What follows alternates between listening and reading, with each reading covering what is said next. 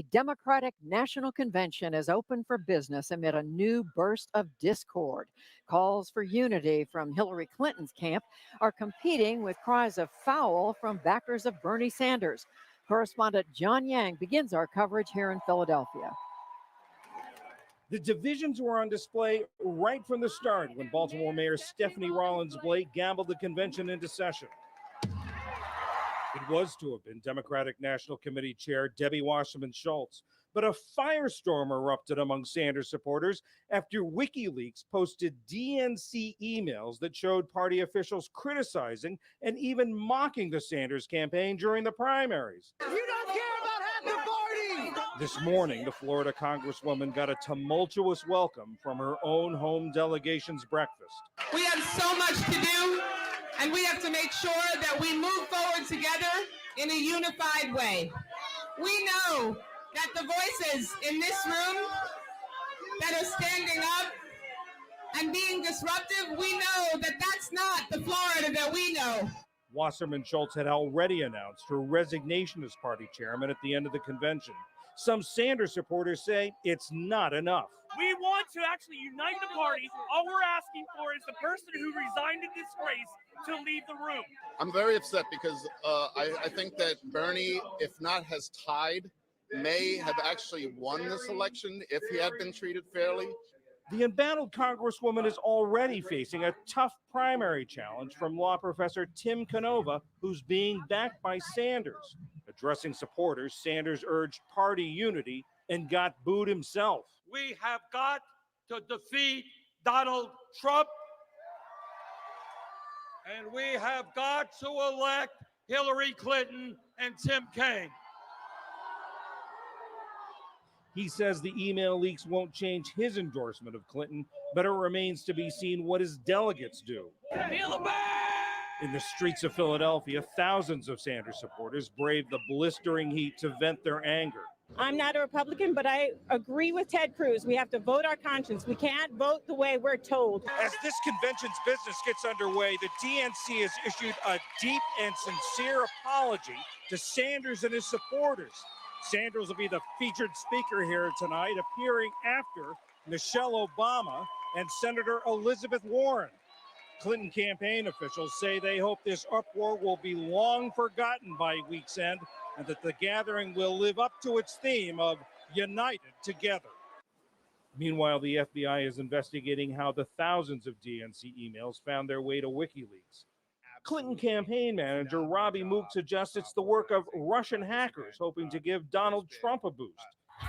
Trump calls that claim a joke. He campaigned today in Roanoke, Virginia. Hillary Clinton knew what was going on. She knew everything that was going on. She knew it's a rigged system, that Bernie Sanders never had a chance, okay? He never had a chance. And if you look at it, look what's going on. They're having a lot of people marching. Now, a lot of those people are going to vote for us. Today, Hillary Clinton got the endorsement of retired U.S. Marine General John Allen, once the top U.S. commander in Afghanistan. In a statement, he said, "I have no doubt that she is the leader we need at this time to keep our country safe, and I trust her with that most sacred responsibility of commander-in-chief." Clinton picked up that theme at the annual convention of the Veterans of Foreign Wars.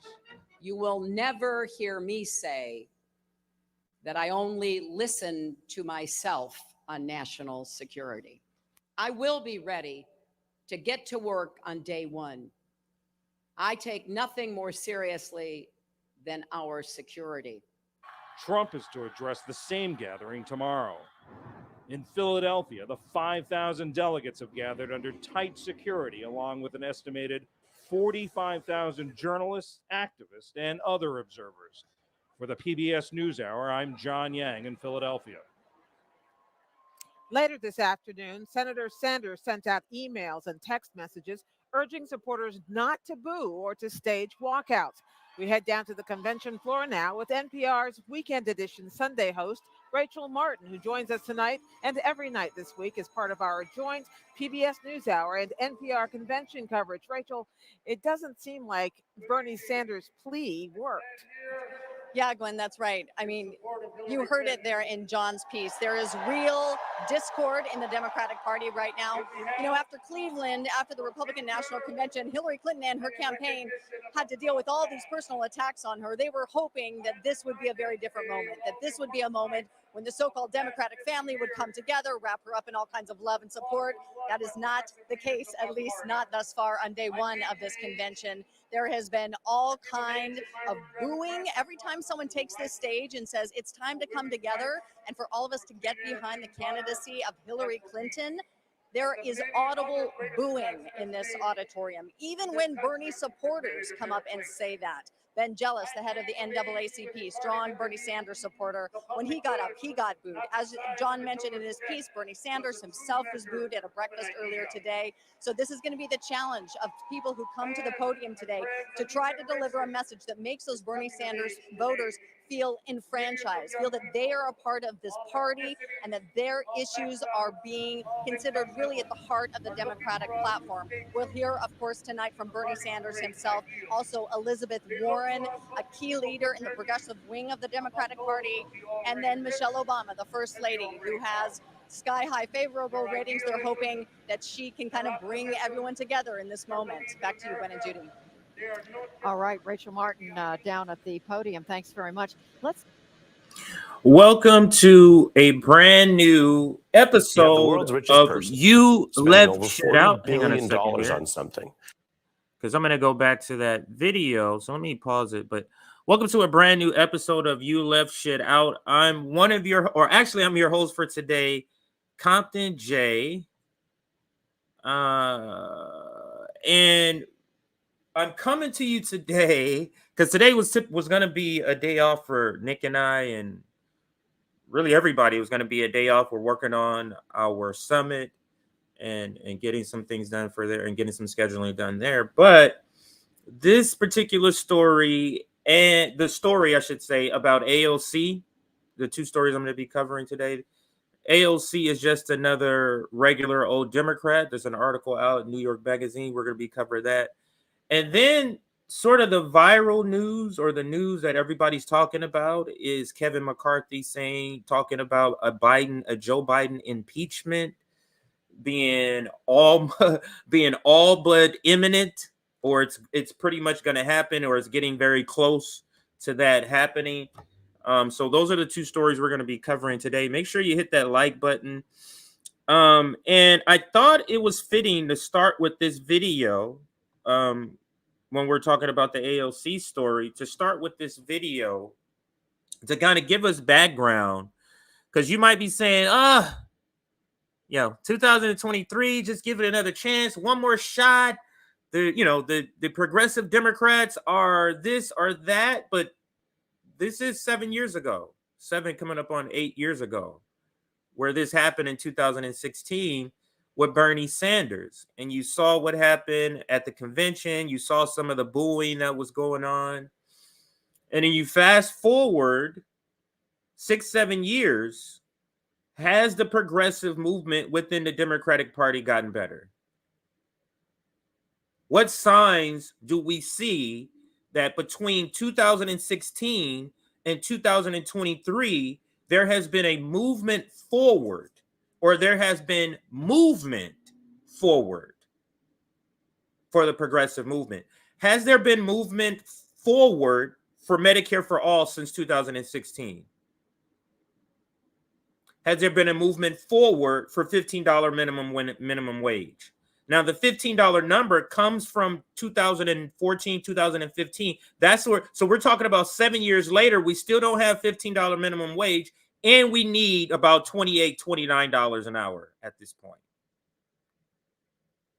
So what are we doing if we can look back on these stories about Bernie Sanders and what happened with the progressives in 2016, and we can look back 7, almost 8 years later?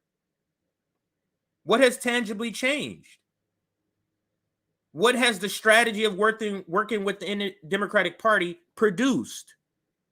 What do we have from it? And it is my testimony, we don't have anything. We have absolutely nothing. So they cheated Bernie Sanders then. They're not going to be holding debates now. And we're just going to go, we're just going to keep on going along, ticking along with this party. We're going to just keep on pushing against the party that does not want us.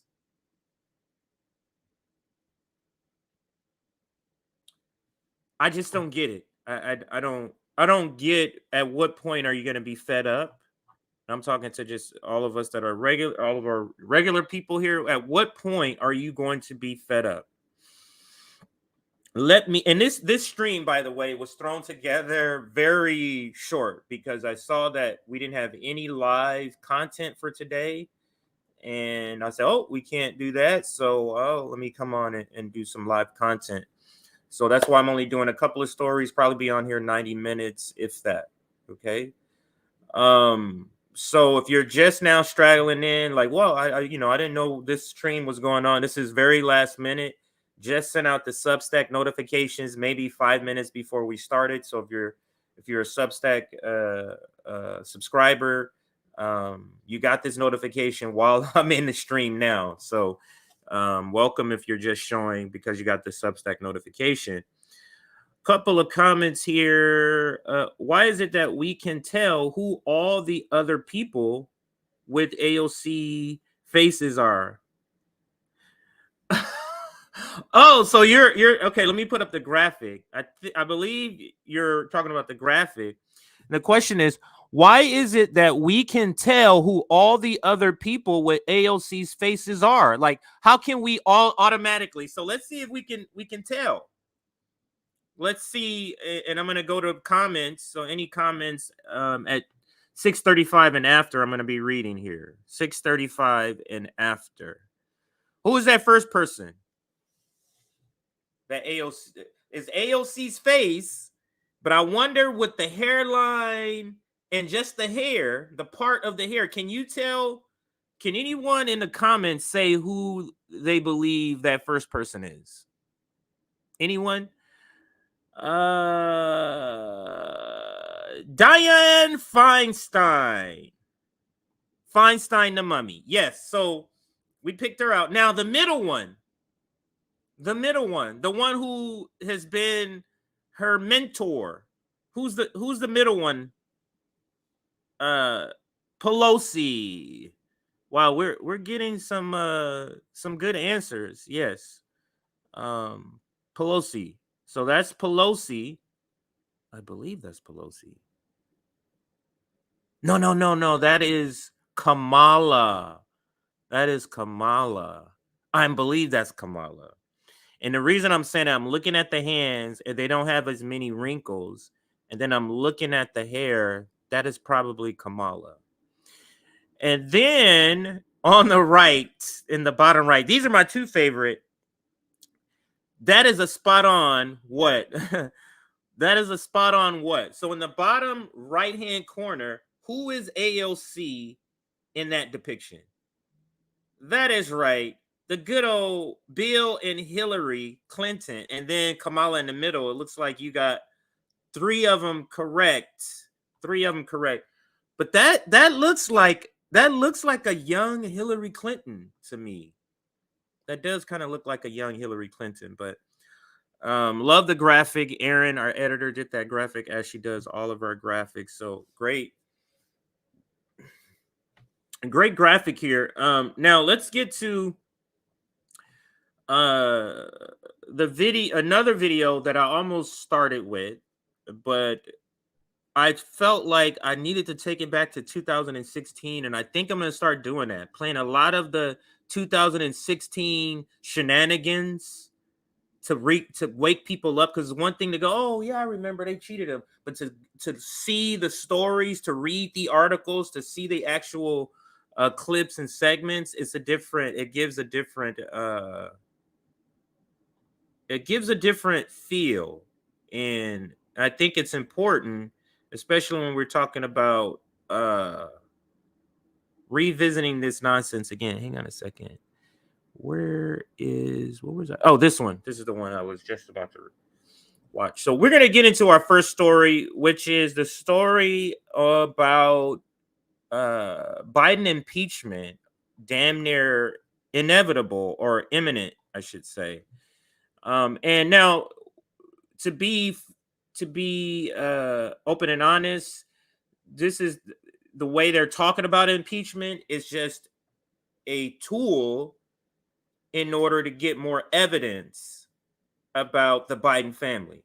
So I don't know if they're necessarily, oh, we want to get him out of office. But if you start impeachment inquiries, that gives you, for lack of a better word, discovery. So discovery in other cases, I don't know what it's called in impeachment. Maybe it's called discovery too. But basically, you get discovery, and you get access, and you get the ability to subpoena things and investigative tools. Let's call it that. So let's start here with House Speaker on Biden impeachment coming soon. And let's play this clip. This is from Morning Joe this morning.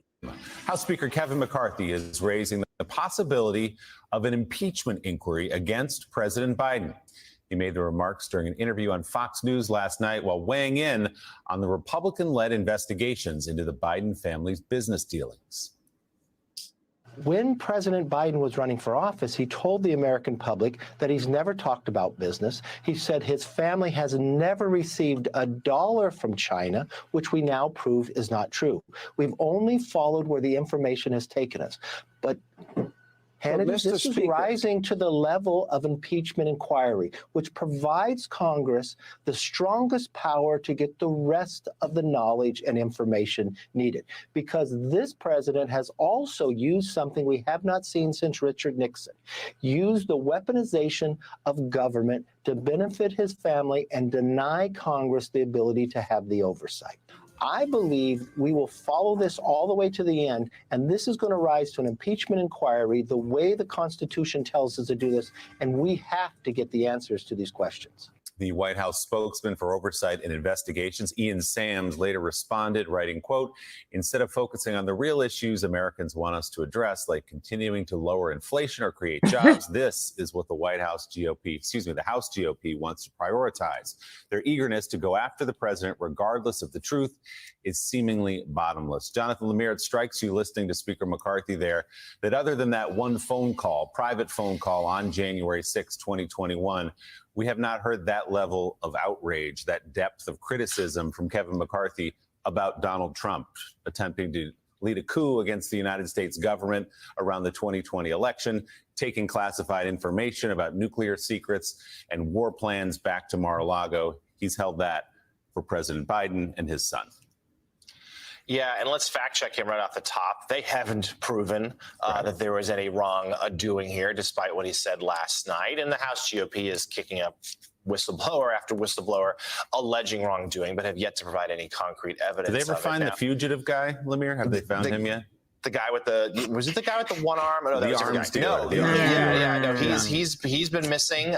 There's another guy who's, I believe, under indictment, in federal indictment because of his wrongdoings and this matter. And they had a couple members of the IRS came up last week and did testify that they felt like this should have been a matter that should have been prosecuted further about Hunter Biden.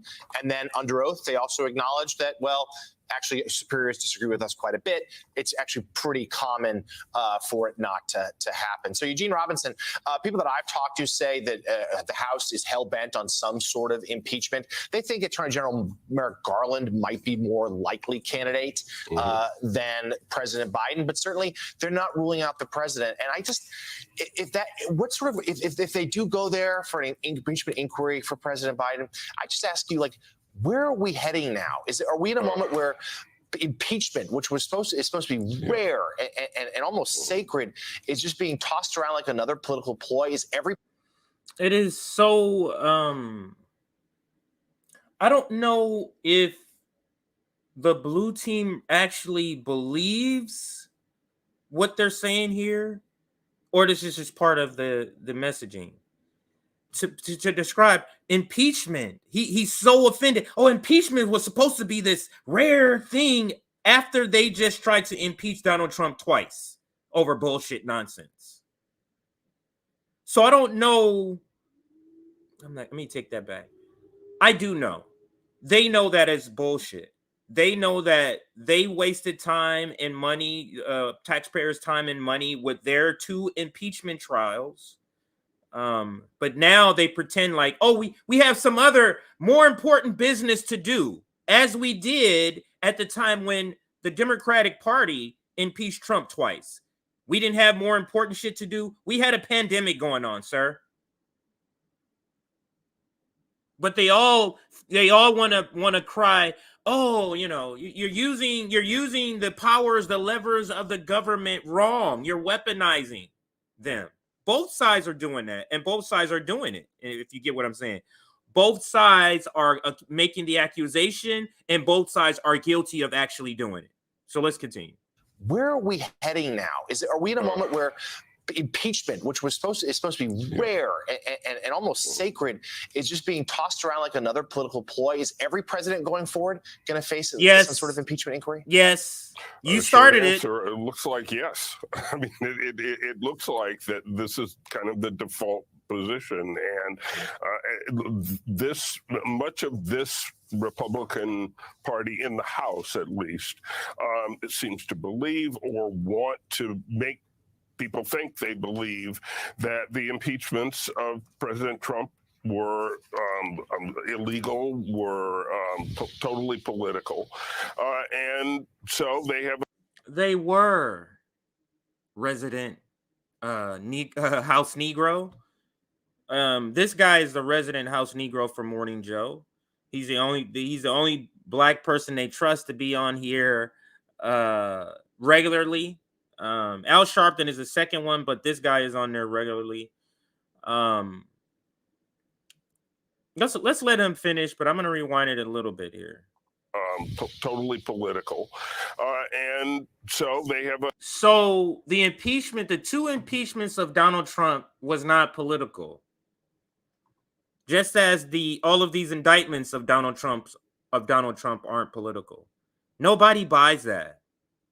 No one, and except for the blue cow or the cowbell leftists, as Do Dissidents calls them, the cowbell leftists, and that's the left cowbell liberals, and that's the liberals that literally they're just gonna go la la la, stick their fingers in their ears, la la la la la la la about anything concerning the Democratic Party negatively, and only eat up the positive stuff. But let's try to get through this this video here. But they believe they have a constituency that wants to see them strike back in the same way at Joe Biden. And I think Kevin McCarthy is responding to that constituency. And so we may... I mean,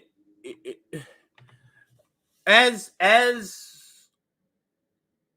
the blue team weaponizes the court system and bring indictment after indictment, investigation after investigation of Donald Trump, what's going to stop the other side, the red team of the ruling class, of going to the mat from their perspective? And bringing up an impeachment is going to the mat from their perspective. So we got 2 clown parties who are going at each other with the legal system and weaponizing all types of industries and institutions, and we're supposed to care about one side or the other. Let's continue. Maybe in that situation that you described, we may be in a situation where impeachment just becomes kind of a phase of a presidency. You know, Elise, there's a comic aspect to watching Kevin McCarthy speak like that. There's obviously a political aspect, but there's also a tragic aspect to it. This guy. In the sense that are we watching a democracy collapse in full public view, in plain view, with these people like Kevin McCarthy getting on talking about impeaching Joe Biden rather than don't look over there, don't look at Donald Trump? And if any of them were asked. So the indications of collapse, or the signs of a collapse of an empire, for this Jezebel piece of shit that is just a shield on the screen, are these impeachment trials. Nothing to do with corporations owning our politicians. There was no declaration of democracy collapsing for that. But for this infighting between two capitalist corporate wings of one party, we're supposed to act like democracy is ending. The same with January 6th. But let's continue with the video. Could you tell us how you feel about Peter Strager? They wouldn't know what I was talking about, or they wouldn't know the origin of that question. Peter Strager, who we just mentioned earlier in the news, sentenced to 4 years for beating a police officer at the request, basically there in the Capitol, of Donald J. Trump. At the request. They wouldn't know him. They don't care. So a police officer was beat at the request, basically, is what this guy says. You can't make about this him. up. You And they can't don't make this care shit about up. the country, I would say. Well, I think there also would be confusion over what exactly will Biden be impeached over this go round. His son's shady business dealings, how is that connected to his presidency? You can say it's untoward. You can say it really looks terrible. You can say it reeks of corruption. But if the president is not connected, how do you go forward with an impeachment? And I guess they're alleging that the IRS didn't go hard enough at the president's son. That just doesn't seem to rise to the level when think of how many 1%ers get away with so much every year from the IRS. It only furthers the argument we need more agents, and we should actually get taxes from people who should be paying taxes. We need more agents. What does more agents do for rich people stealing and cheating taxes? What does more agents do when you have lawyers? So even for their argument, oh, we're hiring thousands or more so we can go after rich people. Who buys that? So whether you have one IRS agent or 15 IRS agents on one rich person's case, they still have legal representation. What does that do? Are you hiring thousands more lawyers or ISA or IRS processors? Remind our viewers, those former IRS agents that testified last week before the Oversight Committee raised their concerns to the Trump Justice Department, who didn't make much of them at all. And as we've said many times in the show, if Hunter Biden committed a crime, show the evidence, convict him if he's guilty, but they have not proven, as John points out, a connection yet to President Biden himself. All right, so that's the first clip, and that's the blue team's version of what's happening with the story, and we're now gonna go to the red team's version of what's happening with the story. And I think I have I believe it's Fox News, but I'm not gonna start with Jim Jordan. I think I want to start with, and I have a Lauren Boebert video also. Wow, and I have a Trump. Let's go to Sean Hannity and play his video of this so we can kind of get that. And then we're going to move on to another story here.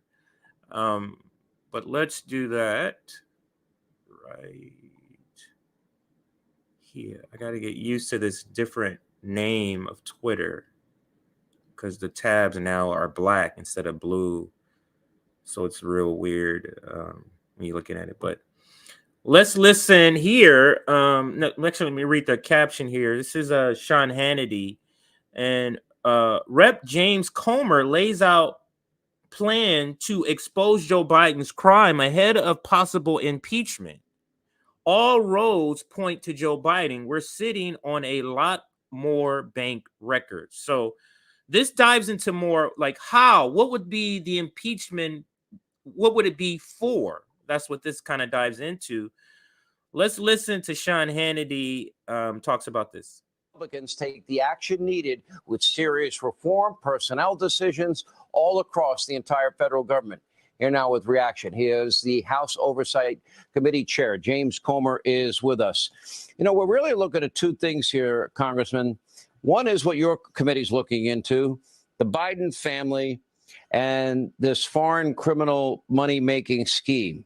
What do you make of what we know right now? In other words, you actually told Ted Cruz on his podcast that Joe Biden has been selling access to our enemies for decades. Will that now be proven? Well, I think we're getting closer every day. We're at the point now, we're in the deposition phase. We need people like Devin Archer to come forward and tell us what they know. We already have bank records. We have emails. We have text messages. We have phone records. We have testimony from other people. So we know a lot about what Joe Biden's involvement was. We're at the point to where we need people to come in under oath and go into more detail, because I think all roads point to Joe Biden. I think any reasonable American would see that. But for this mainstream media, Sean, we have to have a whole lot more evidence than Adam Schiff or Jamie Raskins did when they were going after Trump. But we're going to provide the evidence, and I think we're making progress every day. Now, we know that Devin Archer had canceled a couple of times on you. We expect that he will testify before your committee a week from today. You had also previously said that you expect Hunter to face between 6 and 10 criminal referrals. Now, Joe Biden told the American people again and again and again that he never, ever talked to his son or his brother or anybody for that matter about their foreign business dealings. China, Russia, Kazakhstan, Ukraine, Romania, Mexico, and about a dozen other countries. Correct me if I'm wrong. But now Miranda Devine is reporting that Devin Archer, we expect that he will talk about very specific examples where Joe Biden was put on a speakerphone by Hunter in front of his foreign business partners. Was he the closer of these deals? It sure sounds a lot like that, Sean. You look at the laptop and all the people that Joe Biden claimed he never had any dealings with or didn't know. There are pictures, there are text messages, there are emails. There's evidence through and through that shows Joe Biden knew these people. He spent time with these people and he communicated with these people. Now, we know of several instances where Joe Biden was, in fact, in direct communication with some of these business associates. Oops. It restarts. So hold on a second here, because there is a part there. It's just about over the clip, but there's a part where he's talking about that I do want to make sure we include here. That was weird how Twitter just started over that. Decisions clip. all. Okay, so I'll put it here. I believe it's around here where they're gonna finish off here. Several instances where Joe Biden was, in fact, in direct communication with some of these business associates, I guess you could call them. I call them people who are foreign nationals sending money through shell companies to the Biden family. But at any rate, Joe Biden was a lot more involved in Hunter's shady business schemes than he has ever admitted. How many specific examples? Again, Joe Biden said he never even talked to his son about this. How many specific examples? How many pictures? How much direct evidence do you have that Joe Biden lied to the American people and, in fact, his family benefited financially? And how many millions are we talking about? Well, we've got already proven over $10 million, and we're sitting on a lot more bank records. We're going to bring people in now to try to explain where this money came from. Because as we've said before on the show, Sean, many of these shell companies, he had people like Rob Walker, like Devin Archer, whose name was also involved in some of these companies that received the initial money wires from the foreign nationals, and then they were then transferred into the Biden shell companies and then laundered down to the Biden family. This is a very organized, complex scheme that has taken a long time to figure out. It was difficult by design. That's what the Form 1023 said. That's what the CEO of Burisma said, that investigators would take 10 years to unravel this because they sent the money through, sent the bribes through so many different bank accounts. But I think we're getting there. We just need people to come in now, like the IRS whistleblower. Okay, so there's that part, and there is another clip that I want to show you. Let me go. I don't want to give away the name.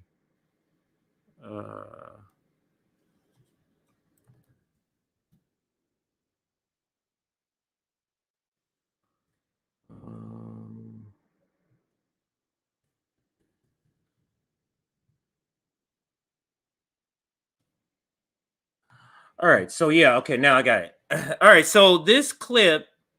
Now Nick has been doing a couple of these clips where it kind of looks like a what is that called? A TikTok clip.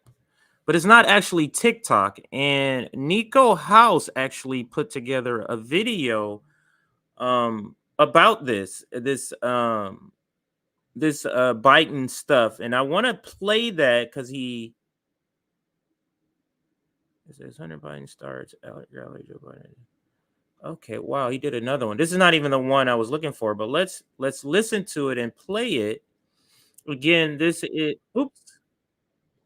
Pause that until I play it. So let's bring this one down and play this other one. This is Nico House talking about the same story or related story, like the reason why behind all the stories behind what is the Biden family been doing, the corruption. So let's listen. This is a new one that he put out, and it says Democratic donor friend who Joe Biden named to prestigious committee. Let's listen. So Hunter Biden has this art gallery, right, that he just so happened to put together as his dad was becoming president. Now, despite telling people that he would have no idea who the clients were who were buying his art, turns out he did.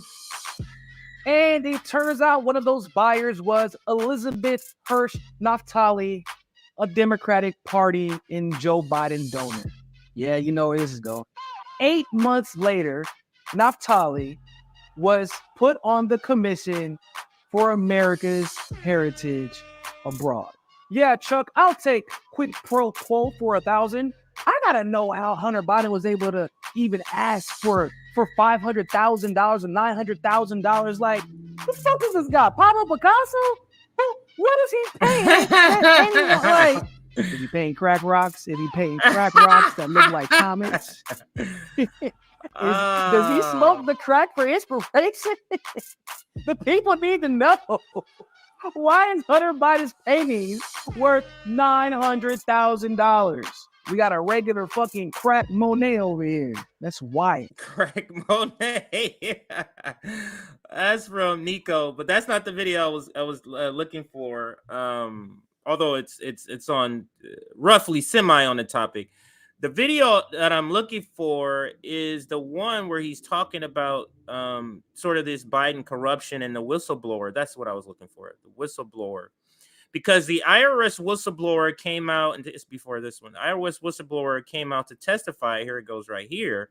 So here is more of what Kevin McCarthy and Republicans say they need to do this impeachment inquiry so they can get more information about this story. Maybe so let's listen. Begin to start regarding the revelations that we learned during the IRS whistleblower hearing. Maybe we can talk about the fact that Hunter Biden and Joe Biden used at least 20 different shell companies to funnel $17 million from foreign entities that were paid incrementally into their bank accounts over time. Money that is allegedly from international bribery schemes. Or the fact that both whistleblowers, one being a devout Democrat, said that Hunter Biden received special treatment specifically because he is Joe Biden's son. They both take it a step further and say that even the Justice Department interfered on behalf of Hunter Biden during the investigations. We can even talk about the fact that Hunter Biden's laptop, they weren't allowed to look at it. The prosecutors prevented investigators from looking at the contents of Hunter Biden's laptop. Or perhaps the greatest revelation, the lie that was told over and over again that a Trump appointee would be in charge of the results and the direction of this case, when it turns out, according to that Trump appointee himself in a meeting, he never had any power over the direction of this case. And if he was to pursue power, he would have to go through Joe Biden's network in order to hold Hunter Biden accountable. You know you live in a fascist country when you can no longer hold fascism accountable. Love that last line there. You know you live in a fascist country when you can no longer hold fascism accountable. And we are actually living through that right now. Another couple of clips here to kind of just seal this segment about Kevin McCarthy, Speaker of the House, saying that impeachment inquiry into Joe Biden is all but inevitable and imminent. And let's listen. This is Darrell Issa from California talking about it. I would not be surprised that it's formed certainly by early September. Okay, early September. So there we go again. I don't know why it does that. So let's play the clip again. Let's see. All right, let's play the clip again. Certainly by early September. Okay, early September. So you have, I think, about 18 members of Congress, Republican members of Congress, who were elected in Biden districts. Do you think you have the support of 222 Republican members to move forward with this, Congressman? Absolutely. I believe that finding the truth in the inquiry, these individuals that won in those Biden seats, and I used to be one of them in my old district, it doesn't change the fact that you want to get to the truth. As a matter of fact, I would expect that some Democrats would join us in a bipartisan inquiry to get to the truth. I would wonder. not be surprised that it's formed certainly by early September. Okay, early September. So you have, I think. Now, what these politicians say in these interviews like this aren't always the truth. So when he says there could be Democrats that's also down for this, I'm not sure if I quite believe that. So we'll leave it there. There could be an article. Actually, no, there is a couple of tweets I want to read here. So let's go down. One is from Kevin McCarthy himself, and the other is well, you see what Keith Olbermann thinks. He says this is Keith Olbermann, and he says Speaker McCarthy is a whore, fully owned by Trump. That's Keith Olbermann. Just as Keith Olbermann. The only way Keith Olbermann knows how to engage with people. Lauren Boebert. Let's listen to what she says about this, and let's listen. Lauren Boebert. So can you game theory this for me? Walk me through behind the scenes what is happening right now as it pertains to impeachment. How will this play out?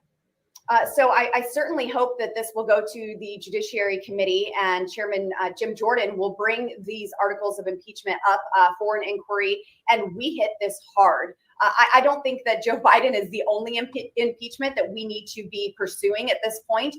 You have Merrick Garland, who is very much involved in this cover-up, lying to the IRS with Weiss.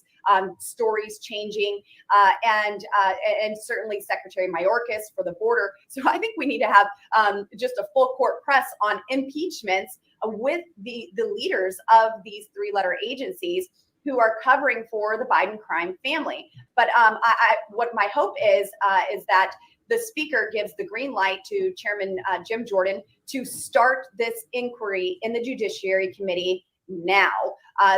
We don't need to wait for more evidence. We have the evidence. We see $17.3 million from the IRS whistleblower that was funneled through shell companies. We see the bribery that's laid out between Joe Biden, Hunter Biden, and Burisma and the FD 1023s that were hidden for years. So we do not need to gather more information before an inquiry is started. It needs to start immediately. And Benny, I promise you, if anyone drags their feet on this, we're going straight back to the floor for a straight up and down vote on impeachment for Joe Biden. Wow. So we can end it there. We are approaching, or we are smack dab in the middle of a clown show where the participants are clowns on both sides. The red teams are clowns. The blue team is clowns. And they're trying to point out how the other side is corrupt and aren't doing anything for the working people. And they're both true. Both sides are corrupt and aren't doing anything for the working class or working people or poor. They're just sort of grandstanding with these sort of culture war instigated sort of a discourse that they're having at this moment. But let's move on to the next story so I can get out of here on time. So let's move on to the next story. Before I do that, let me shout out these super chats. Thank you, Michelle Sparks, for the fist. Thank you for that. And here is another one from Angela Betts. I think that's how you say it. New to your channel, but I'm loving the coverage, and welcome to you and all those that are new to this to RBN and to our channel. Welcome again. So here goes the graphic again. We just covered the side story, and that's Kevin McCarthy impeachment of Joe Biden. But now let's get into the main story. And this main story, let's start out here. 1 second, everybody. Let me back out here. And this main story of AOC, AOC story. This is from the New York Magazine. And let me bring up the headline. Now I am ad blocked on Chrome, on Google Chrome, which is what I use to stream, is what StreamYard works with Google Chrome. So I will have to read it on a different screen and won't be able to show it on screen. Where I'm not ad blocked is with Safari. But Safari does not work for StreamYard. So there we go.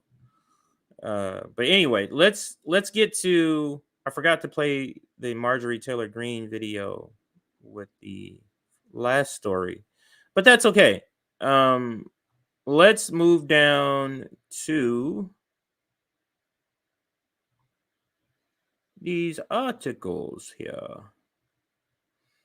Let's go with Danny Haiphong. And here is the headline. Here is the headline here. Where is it? AOC is just another Democrat. And let's get to that story now. The headline, now, like I said, this is from New York Magazine. I think it's New York, not New Yorker, right? Yeah, New York Magazine. And here's David Haiphong, friend of the show. Let's see what he says about it. AOC has been just a regular old Democrat since she came into office. It is peak Democrat to make campaign promises only to capitulate at every turn to the establishment. People who are surprised, frankly, shouldn't have been. If you're surprised about this article or them calling her this, and I must say I agree. And let's go to a couple of other ones because a lot of people have been talking about this. Here goes Nick. Again, the headline here, but Nick's caption is, all the people who used to get mad at me for bashing AOC are now forced to admit what we've been saying for years now. Sad thing is these Democratic socialist types will never apologize for attacking us for telling the truth about AOC before it was cool. Now we're going to dive into this article. This article is I'm not going to give a description, but we're going to dive into this article. Actually, let me see one more time if I'm able to get in here. This is the article. Let's see. Keep getting. Oh, actually, this is how I found it. So let me read his first. This is Glenn Greenwald. AOC is just a regular old Democrat now. As hilarious as as it is obviously true and extra pathetic for the vanishingly few people on the left who cling to their parasocial affection for her in order to deny all of this. And let's click on it.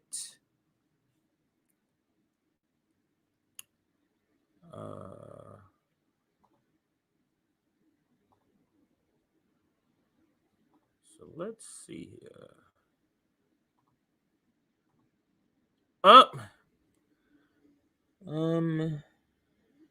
Sir, yeah, nothing. Let's see if I click this. What happens if I click this?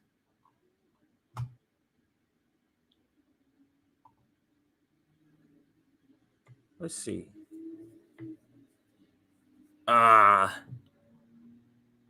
Damn it. So yeah, I'm not gonna be able to read it. The ad block comes up once I scroll down. So won't be able to read it here, but I will be able to read it in another screen, and I do have it up. So let's just go back to Twitter and bring up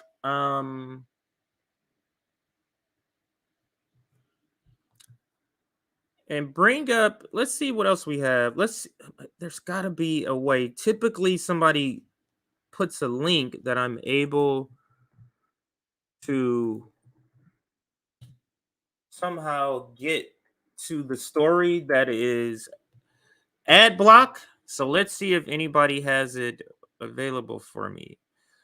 Here goes Ajamu Baraka. Let's see what he says about this, and then I'll read the actual story since I can't bring it up on screen. Ajamu says the opportunism and immorality of AOC is consistent with Democrats who can't even call out the obvious racism of Israel. This is why they are so afraid of the West campaign. They know this fear of Trump lying is not going to get it this time around. And this is what I've been saying. So shout out to Ajamu Baraka. That's what I've been saying. The Trump is bad is not an effective talking point any longer because we've lived through both presidency. Let's see what this guy, Zed Jelani, he's terrible. Zed Jelani is a freaking awful. Something I notice about this piece is most people are arguing about it don't seem to have any concrete metric of what makes a good member of Congress. Like Bill's Bass. So of course they are debating slogans and optics. As terrible as I said, Zed Jelani. So as if we need any sort of metric to clearly say that AOC has been terrible. This is what the professional, well, how are you able to determine that? Really? Really? You can live through what AOC has done for the last several years and you can say that shit with a straight face, Zed Jelani. But like I said, he is freaking terrible.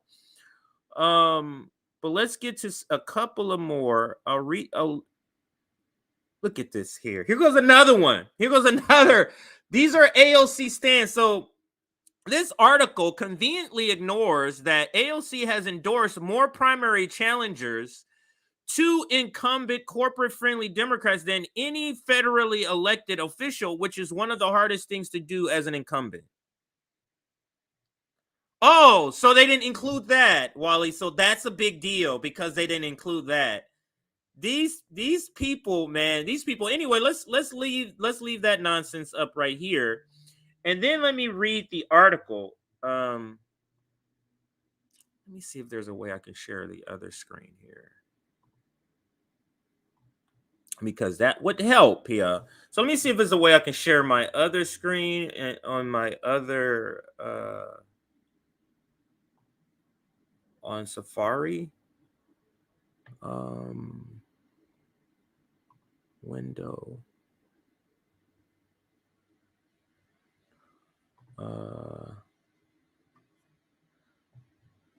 Share the entire screen. I guess, and then I'll put this one up.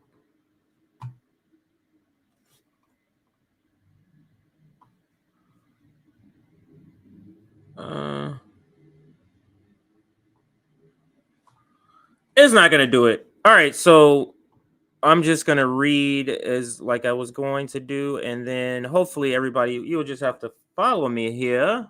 But let me read some of what the article says here, and this article, like I said, it's a pretty good article when we're talking about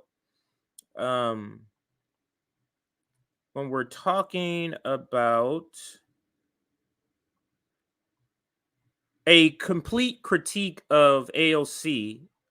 This is a good one here. So I guess I'll leave Ajamu's up here, and as I read this, I'll leave this up here. We're making do here, everybody. We're making do with this here. So let me read, even though you can't see it on the screen here, I will just read it for myself here. All right. Let's dive into it. AOC recent appearance on Save America podcast had, for me, the feeling of a final disappointment, the kind that's a little sad, but brings a set of quick hope to a close. AOC appeared on the popular Crooked Media show to announce her endorsement of Joe Biden for president in 2024. Hang on a second, everybody. I am trying here to see if there's a way to bring this over here.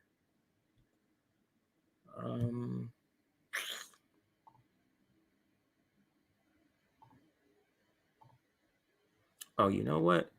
Let's do this. My bad, everybody. Let's try.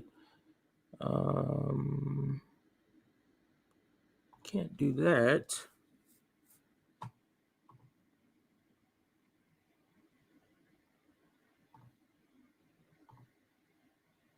Safari. Chrome has lost permission to capture the screen to fix. I cannot get this article on the screen. Fucking bitch. Yeah, not going to be able to get this on the screen here. So, man.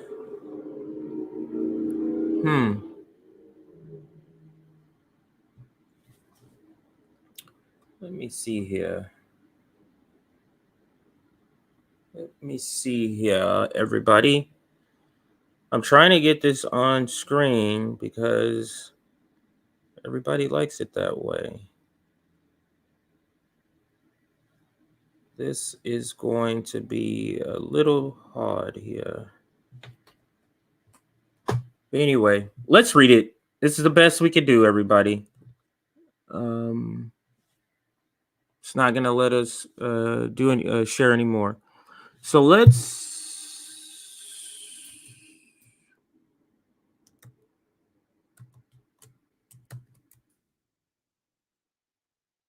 All right, so I got it up. I'll just read it from here. My apologies since I can't put it on the screen, but let's start over. Ocasio-Cortez recent appearance on the podcast Save America podcast had me, for me, the feeling of a final disappointment, the kind that's a little sad but brings a set of hope to close. AOC appeared on the popular Crooked Media show to announce her endorsement of Joe Biden for president in the 2024 election. To deliver that particular endorsement while appearing that particular podcast where former Obama administration staff defined the limits of acceptable left of center opinion was to send a very deliberate message. It was AOC's last kiss off to the radicals who had supported her, voted for her, donated to her campaign, and made her unusually famous in American politics, the beneficiary of a wholly unique cult of personality that it is now starting to come undone. And that is spot on as far as AOC. So like I said, this article is pretty good. When it's talking about the critique of AOC, and let's continue to deliver that particular endorsement. I'm sorry. Let's continue. An endorsement of a sitting president, after all, doesn't have to be a. Hang on, everybody. Hang on, everybody.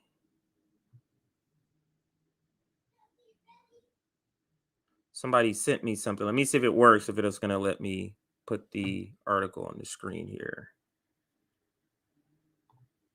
Somebody sent me something here. Doesn't look like that. No, that blocks me out too. But thank you for sending me that. But no, that does not work.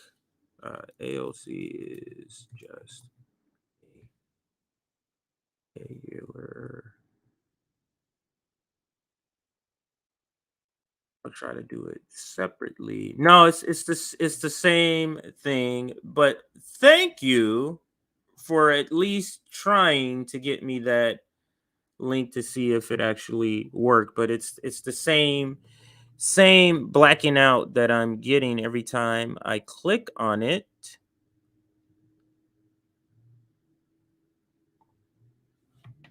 Let's try this next one here.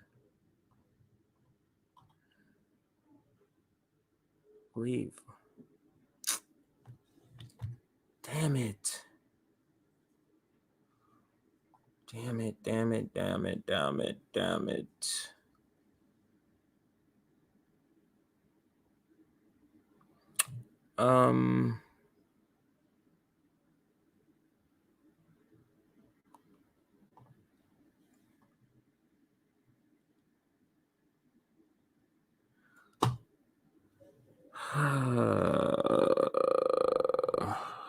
One second, everybody.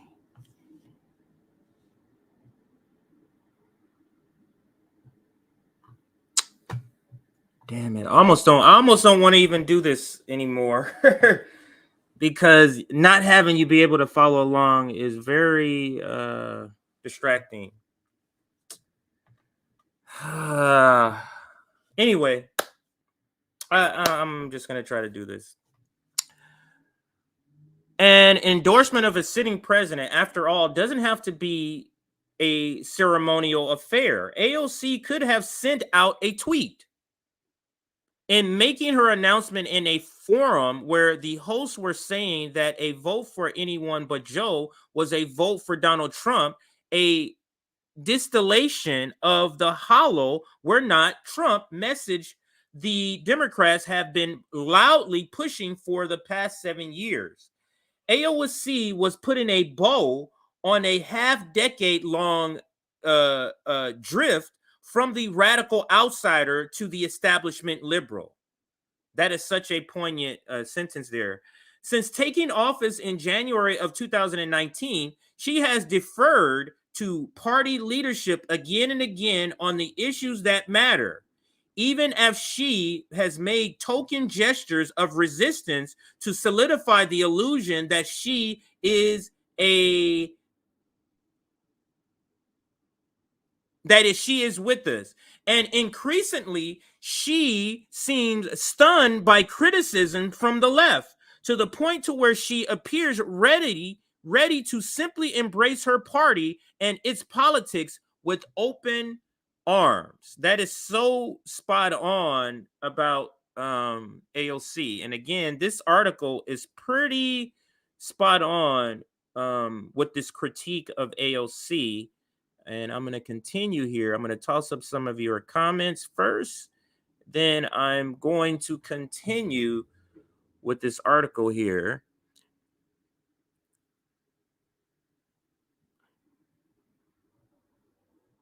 In a 2021 interview with a publication of the Democratic Socialists of America, AOC attacked left critics of the Biden administration on identitarian grounds. Quote, "We really have to ask ourselves, what is the message that you are sending to your Black and brown and undocumented members of your community, to your friends, when you say nothing has changed?" End quote. This is a stark example of what socialist critics have accused Democrats of doing for years, that they forbid criticism and enforce loyalty to the party through vague accusations of racism and references to people of color and other marginalized groups. Yet during the very period in which she gave the interview, the Biden administration had been busily deporting tens of thousands of undocumented immigrants, almost all of them Black and brown. So as AOC gives cover as a brown elected official, she gives cover to Joe Biden. You see what Joe Biden is doing at the same time to Black and brown people. Let's continue with the article. Less than 3 years earlier on the campaign trail, AOC had sung a very different tune about partisan politics. At a campaign event in 2018, she addressed how Brett Kavanaugh could be confirmed to the Supreme Court despite the sexual assault allegations against him, saying, quote, "When people say, how could this have happened? It is because of the slow slide of our public institutions, where too many people sat on the sidelines and read the newspaper and said, quote, wow, that's crazy. Time to go to class." In her consistent fealty to the Democratic Party leadership, she has done exactly that, lamenting about how crazy the world is, then hurrying off to dutifully, and I should say that more clearly, dutifully follow the lead of her superiors. Just a fantastic critique. And I must say, I haven't seen a sort of spot-on critique of AOC in print media. I'm trying to think. Maybe a Teen Vogue on one of them off articles, because they do every now and then they'll toss in a great, like, outstanding article on Teen Vogue. Maybe it was on Teen Vogue, but I can't vividly remember. But let's continue. There are two indelible images of AOC. Neither of them are flattering, that bookend her evolution. The first is the photo of her weeping outside of an immigration camp in Texas in 2018 before she won election into Congress. Dressed all in white, she wails in protest of kids in cages, the phrase employed by activists to denounce Trump-era immigration policy. The protest itself wasn't offensive. Our treatment of migrants at the border is indeed indefensible. The trouble lies in what didn't happen next. When Biden took office in 2020, American immigration policy did not meaningfully change. This is often chalked up to COVID-era restrictions, but those restrictions are long gone, and Democrats have not made significant changes to Trump's border policy. There are literally still kids in cages. So why isn't AOC at the border again, protesting her country's president? And this is something we all bring up on Twitter, at least, all the time. There's still kids in cages. We bring up, and now that picture of AOC in all white at one of the facilities where the kids and the families are in cages, that's now a meme. It is now a widely used meme because of what this article is talking about. And let's continue, actually.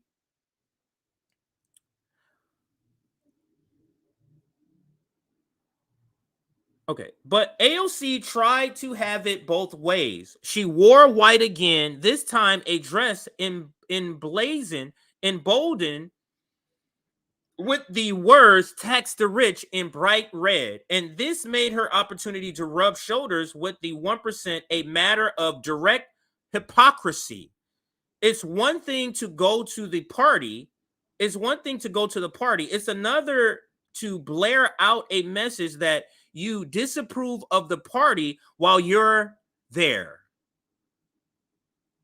This is a fantastic article on AOC, and it covers so much of the downfall of the virtue signaling, of the just outright lies and deception by this particular person, AOC. If there is a key to AOC's political persona, it lies between the two poles. The former portrays the fundamental moral corruption of the bipartisanship. It compels people to care about political issues precisely to the degree that those issues are convenient for the party.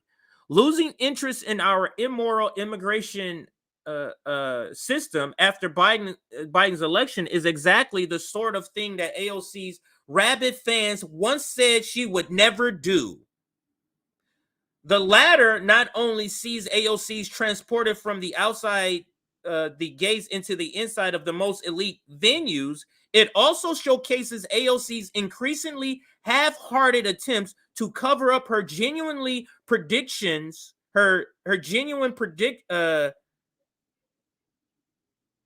predilections with the most superficial and symbolic acts. Take, for example, the chronic mistreatment of workers in our railroad system that contributed to the derailment and subsequent air crisis in East Palestine, Ohio. AOC publicly castigated the railroad companies and demanded better conditions for workers, then voted to forbid them from striking. It's hard to imagine a clearer example of her overall political orientation, speaking up like a militant supporter of workers in the press, then immediately portraying them with her vote. And I can't think of a more clearer sort of example of what this article is talking about than the rail. And it's you know, we are for the rail workers, we're for them, and give them sick days, give them this and that, and this and worker, and then go ahead and vote to crush their strike. This is the sort of the dichotomy that we've all been seeing, the sort of two-facedness of AOC, that the professional managerial class has been sort of pushing back against, telling us that we're being too mean about AOC when we're calling out this nonsense that she's doing. And finally, the professional managerial class. I would say this is the first article that's talking about this in a larger publication. And it's spot on as far as the critique of AOC. Let's read a little more.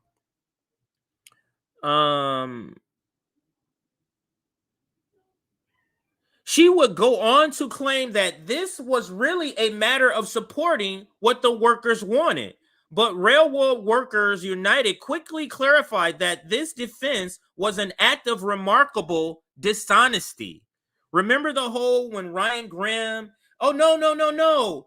The workers wanted AOC and the squad to do this. Remember Ryan Graham tried to deploy that nonsense? He was going on different shows. He even came on RBN. He came on, he did the Bad Faith podcast with Brianna Joy Gray, and they had Shama Sawant and him. He was still trying to sell this line that the rail workers wanted her to do this, to vote to crush the strike, which was nonsense. Because as this article points out, Railroad Workers United quickly clarified that this defense was an act of remarkable dishonesty. Labor is the heart of the left and strikes at the sword of labor. And strikes are the sword of labor.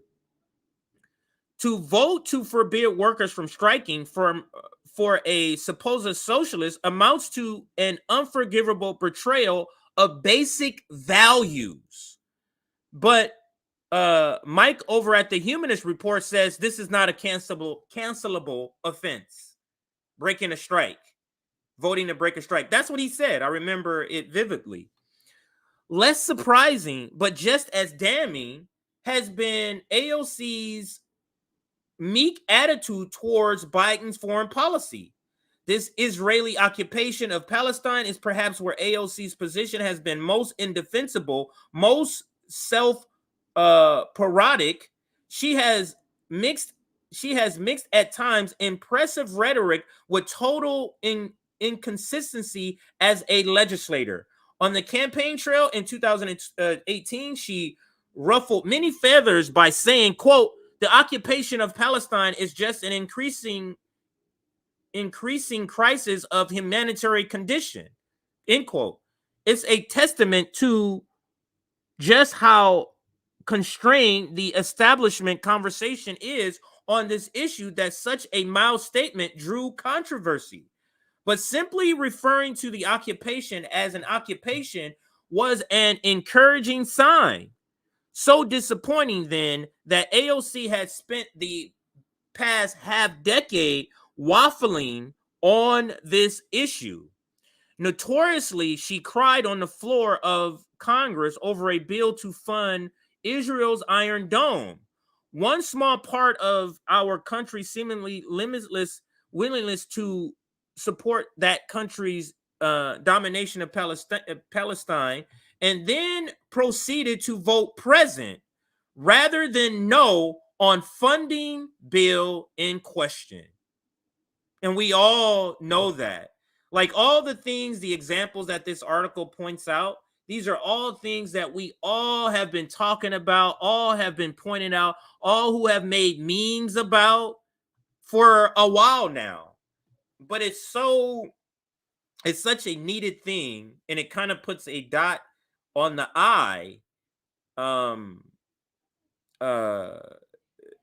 for AOC, because we've been saying this is really a swan song for AOC. She now knows and understands clearly that she has lost the left. Anybody who was respectably calling themselves a left, she understands she has lost that. So she has pivoted to the middle and going straight after the liberals. She is a Democratic establishment shield now, and she accepts that role. She is no longer pretending not to be that. So let's continue here. There's a little more of this I want to read, and then we're going to call it a day here. We are at 265 likes. Make sure you continue to hit that like button. Let's get over 300. Let's make sure you continue to hit that like button. But let's get back to the article at hand here with AOC. Let me put that up here. And we continue here. Some suggested that there are a deeper political purpose to her present vote, that she was playing 12-dimensional chess. This is what they're saying. Just hold on. The AOC stance. That was on a reason. She voted present because there's some grand strategy. This article speaks to that. Some suggested that there was a deeper political purpose for her present vote, that she was playing a 12-dimensional chess. It's powerfully difficult to understand how this could work, though. Israel's ferocious champions will denounce any opponent as an anti-Semite, and indeed AOC's vote did not spare her from their wrath. Perhaps it's true, as some suggested, that the point was to better position her for Senate run, but again, it's difficult to see how voters motivated to defend Israel would ever support her, given her past statements anyway. If she simply privately agreed with sending Israel's military even more American funding, then she had little to worry about. The measure carried by a margin of 411 votes. So what was she doing? beyond simultaneously angering the base of voters who had put her into office and the pro-Israel establishment that would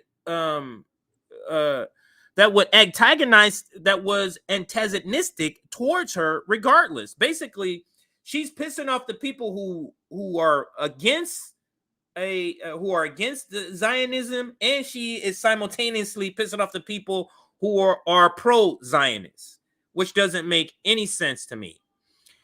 As it is so often the case, AOC seems simultaneously, aimlessly, and calculated, a ruthless political operator, and someone in over her head. Even her symbolic acts are confusing and inconsistent.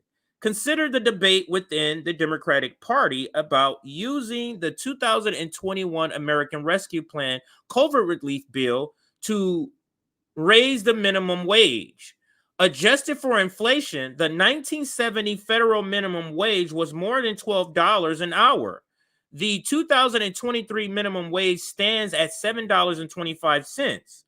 Under the auspices of a federal Democratic trifecta, some left-leaning Democrats propose raising that meager minimum. There was nothing nefarious about this effort. Ramming through favorite legislation as part of a major package is a POG standard element of congressional practice. Republicans do it all the time, and yet, predictably, centrist Democrats fought against the effort.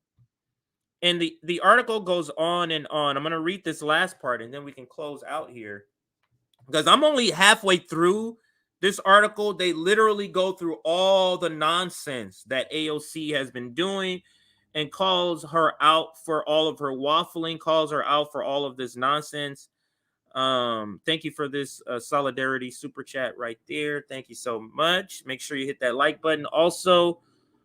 But let me read this last part of the article. And it goes like this. AOC at first looked like a champion of the minimum wage increase. Quote, AOC to take minimum wage fight directly to Joe Biden. Read a Newsweek headline that was typical of the breathless style with which AOC had been covered. Quote, there are progressive Democrats that have that muscle in the House, end quote. AOC was quoted saying, if we are a party decided to stand down on our promises of elevating the minimum wage, I think that extraordinarily spurious, and it's sometime that as a party we could have further conversations about how to fight it. More word salad from her.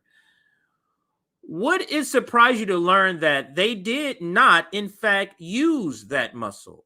We're talking about the minimum wage fight.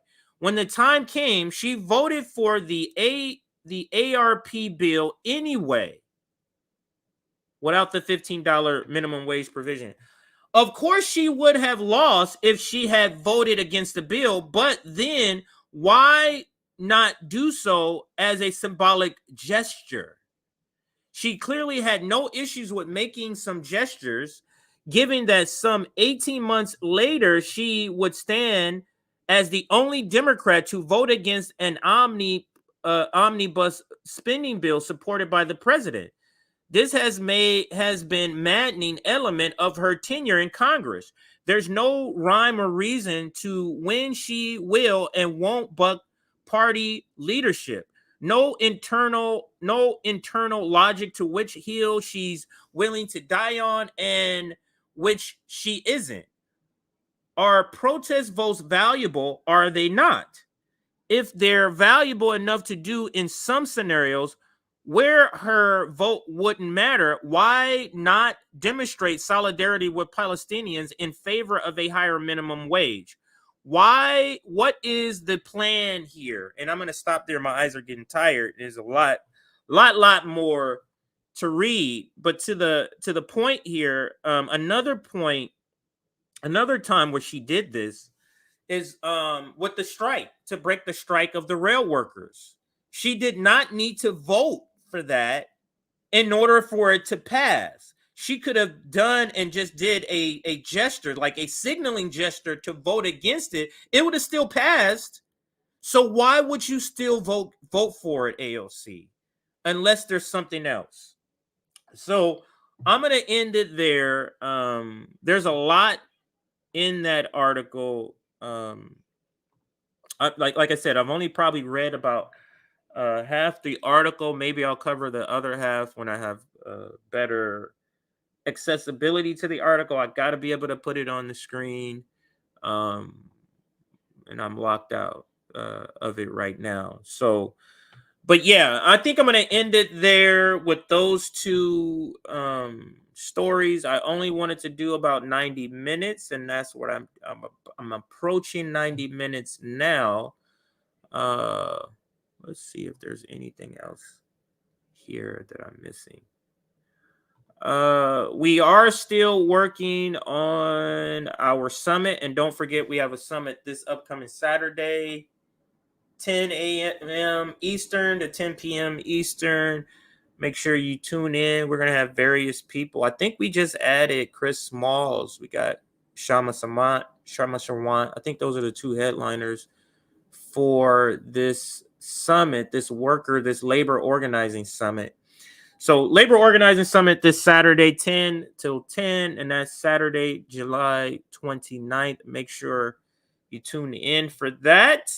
Let me put up that super chat one more time. Solidarity super sticker from Justin B. Thank you for that. Yeah, I got to put some ice pack on those eyes. And don't understand why I can't share. Anyway, I'm not good with technology. I don't in particular because I don't care about learning. Like, I should be able to share some of my other screens except for my Google, but I haven't taken the time to figure it out. So, but anyway, I'm gonna be heading out. I don't think we're gonna do any sort of outro videos here or anything like that. We're just gonna head out. Actually, yeah, no, never mind. I'm not gonna change my mind. No outro videos for today, but make sure you hit that like button on your way out. And thank you all for joining me for this short segment or short stream. It's about an hour shorter than I would normally go. But thank you anyway for watching and tuning in. This has been You Left Shit Out, and I am your host, and I am signing off here. Thank you for watching.